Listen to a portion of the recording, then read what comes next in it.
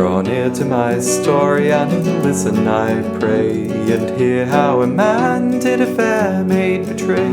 He lives on the sea banks nearby Fraserburgh. He was devilish, deceitful, and cunning enough. This young man's a farmer and lives by the Blue. He prevised his life to a fair maid in view. To forward his purpose he engaged her to him. In the line of a servant she readily came. Bit like Albany, and thank you for tuning in. This is Dane from the Local Studies Centre of Aberdeenshire Library Services. If you enjoy these podcasts, please like, share, and subscribe. Today, I'm joined all the way from Australia by Jane Smith, author of the book 3 Buried, which is set in Fraserburgh in the late 1820s. Jane, g'day. Hi, thanks for having me here, Dane. Well, thank you for joining me. I really appreciate it. I thoroughly enjoyed reading your book, 3 Buried. Once I started reading it was difficult to put down. It took a bit of time to get to me. There was about 3 or 4 reservations on it before I got it, and then there's a couple of reservations on it still. So it is in demand. That's fantastic to know. So, what inspired you to become an author? Well, I've always loved books and loved and writing, but and I'd written some short stories, but of an idea of what to write, a full-length book, until I was working as a librarian in a local library and spent quite a bit of time in the local history section. And I got involved in a project to write a non-fiction book about our local history for children.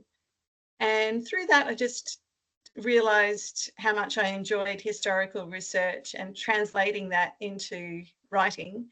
So my first books were non-fiction for children, but then one thing led to another, and I ended up writing non-fiction for adults and fiction for adults, all with a historical focus. So I've got about over 20 books now. Yeah, all right. Very, very nice.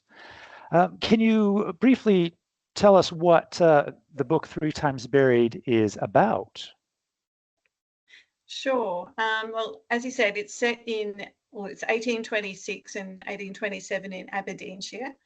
And it's about a real-life murder trial of John Lovey, who was a farmer living at Percyhorner, which is near Fraserburgh.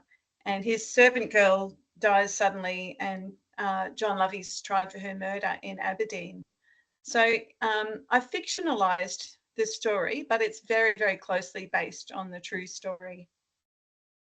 And how did you find out about John Lovey?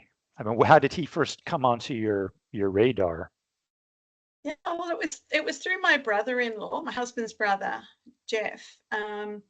He was doing family history research, and using the ancestry DNA, he found a connection with somebody in New Zealand actually who told him about their mutual ancestor. And it turned out that their ancestor was John Lovey, and she told him about the trial, that the John Lovey who was tried for murder, before the murder, he had a son with Helen Chesser, who was an unmarried woman, and she claimed that John Lovey was the father of her child and named her child John Lovey. But he refused to admit that the child was his, so he was cut out from the church. But that person, the son, John Lovey, ended up being my husband's great-great-grandfather. And it's only recently through DNA matches that they've worked out that she was telling the truth, that he really was fathered by John Lovey, who was then later tried for murder. So that is very interesting. I think if most of us, if we shake that family tree, we're going to find a skeleton or two. And was it kind of that personal family history angle that interested you to write his story, if you will, to write the book? Yeah, well, partly. I mean, it was the family history angle that got to me in the first place. That's how I learned about it. But Right. I wouldn't have written any old family history story. And I do really love the research, and I can understand people get hooked on genealogical research. But that's not really what I do. It's more the stories that I'm interested in. Uh-huh. And when I heard that story, because it was a really big trial. It was widely publicised. There was a really big feature article about it in the newspapers at the time. And it just had all the elements of a good story to me. I mean, it had the atmospheric setting, there was the Right. Yeah. murder, there was a suspenseful court case, there was Uh-huh. illicit love, torn loyalties and mystery. Yeah. And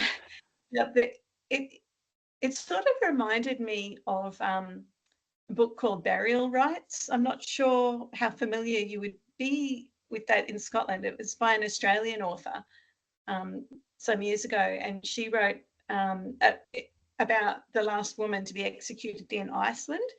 Uh-huh. And it was a really successful and wonderful book.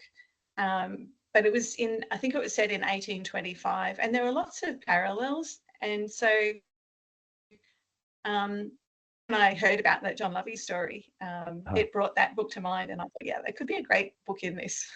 Yeah, and indeed, there was. You've described Aberdeenshire and Fraserburgh very well, like a Thank you. native. I was very impressed for somebody that doesn't live there to describe it quite well. Have you managed to come up here to Aberdeenshire to visit and to look around the area that you wrote about? And if you have, how different was it compared to what you read about it in your research? Well, first of all, thank you for that. It was a huge relief to me to find out. I've had people have said that it does evoke the atmosphere of the place. So that was a big relief, because I had been to Scotland before, but not to Aberdeenshire. Intended to. We planned to go on a research trip, and I had everything booked and paid for: accommodation, travel, even microfilm readers at libraries. But COVID came along. That was 2020. So I had to cancel the trip, of course, which was heartbreaking. Yeah. So I had to do a lot of it remotely. And it was, I had a lot of help from experts and people on the ground, and YouTube. But we finally did get there last year, just ago, with the published book, and went to Fraserburgh and to Aberdeen, and that saw a bit of that coastline, and it was just wonderful. I would go back in a heartbeat. Yes, you should. Yeah, you asked. It was pretty much what I expected, but I don't know, a lot of the places that I'd read about, like Petuli, and I hope I pronounced that correctly. Someone did correct me on my pronunciation of a few places when I was there. I get that a lot as well. Yeah, I'm sure you do. But they were a bit closer together than I imagined, even though I'd seen them. I sort of thought of them as being distant towns, but it was wonderful to be there and see how closely connected all of these little places were. Yeah. It was quite surreal to be there and see these places that I had imagined for so long. Right. Well, I'm glad you were able to make it, and I do hope that you will be able to come back soon. But his old aged mother, her son did upbraid for making his love to the poor servant maid. Said, if you'll not give over and alter your mind, at length to be sure my displeasure you'll find. I hope you've enjoyed listening to my conversation with author Jane Smith.